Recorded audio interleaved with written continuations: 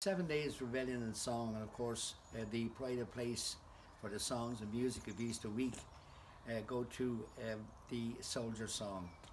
Once again, I mentioned the name of the bard of the Easter Rebellion, Peter Kearney, for he wrote the words to this song back in 1907, and I think it was first published in a newspaper by Bulmer Hobson in not until 1912. Um, the music was written by neighbour, a good friend of Peter Kearney, um, Michael or Patrick Heaney. Um, he he wrote the music, and of course he never lived to see this song become such a marching anthem for the volunteers, because he died back in 1909. Long before the insurrection of 1916.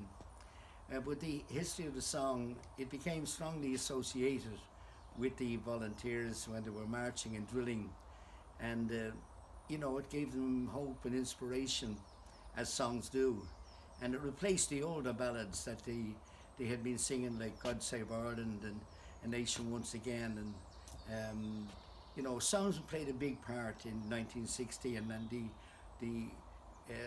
having listened to the testimony, personal testimony of when I met him, Sam Riley, he told me that they were singing this song when they surrendered.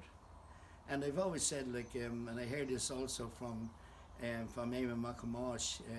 Eamon knew many of the people that were involved in 1960, and had listened to their stories. And many of the volunteers were very unhappy with the fact that surrender had been called by Padraig Pearse, because they felt they could have fought more.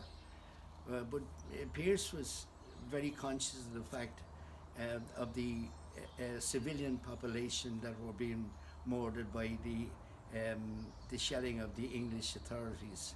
And he also knew that unlike the way he thought, English military authority see victory at all costs. So they didn't care how many people they killed in Dublin. God only knows what the carnage they would have created had Pearse not surrendered as he did, because we can only go by past evidence, but the English military authority never considered casualties either for their soldiers or for civilians as a reason to halt. And they showed that very clearly when they sent the Black and Tans over to Ireland, who were given a free hand to exercise any authority on Irish people and murder them if they see fit. So the songs of Paddy Kearney and the ballads that he wrote were sung by all of the men and women in 1960. And Brian O'Higgins also gave testimony. Brian O'Higgins was a volunteer and a fine poet, writer, and he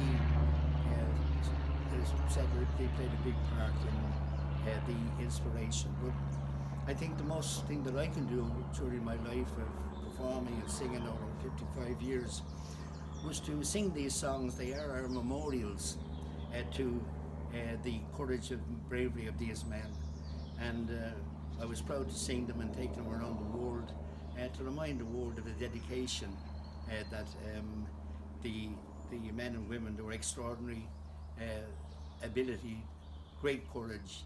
And I've always said that they did more than die for Ireland. Those who were shot, those who died, they restored to our country our national self-respect and self-esteem.